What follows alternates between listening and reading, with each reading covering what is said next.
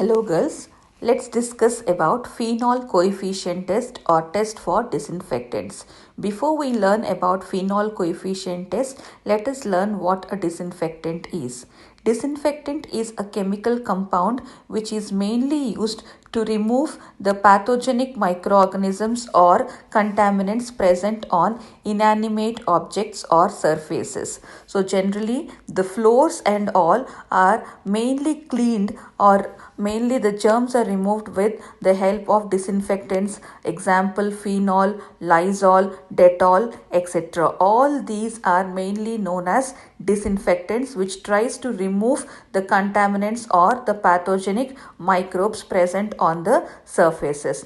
So phenol coefficient test is a method which is used to evaluate the effectiveness of disinfectants. If you want to find out the effectiveness of disinfectant, then we carry out a test which is mainly named as phenol coefficient test. So in this phenol coefficient test, the organisms which are used for testing are gram positive and gram negative organisms. For example, Staphylococcus species or Salmonella typhi are generally preferred for carrying out the test.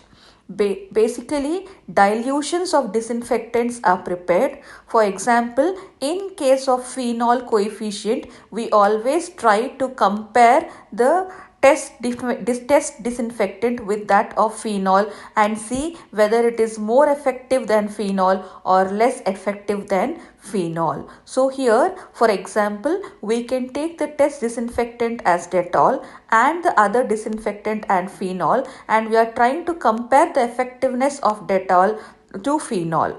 So what we prepare is, we prepare dilutions of phenol and the experimental disinfectant, and then in these dilutions the organisms are inoculated, the test organisms are inoculated, and they are mainly maintained for certain time period.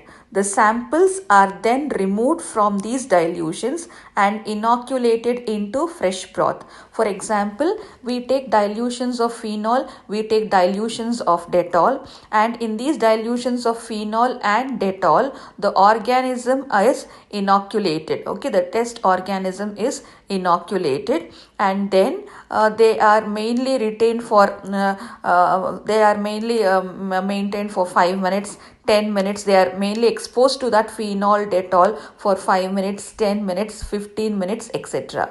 After they are exposed for certain period of time like that, they are again then transferred from that particular dilution blanks to nutrient broth. They are mainly transferred to a nutrient broth, and the highest dilution that kills the bacteria after 10 minutes is mainly called as the master dilution. It is mainly nothing but the highest dilution that kills the bacteria after 10 minutes is mainly recorded both in case of phenol and Dettol dilution.